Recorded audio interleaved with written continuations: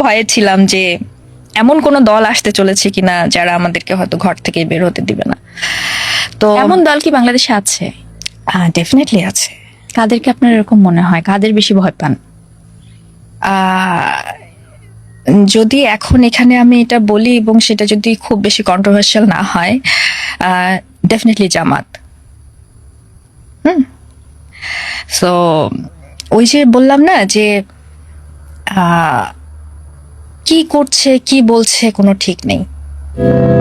এই বিষয়টা আমিও ভাবলাম, জামাত যদি ক্ষমতায় আসতো তাহলে এই যে এই দুর্বার গতিতে আগানো নারীদের খুব সমস্যা হয়ে যেত।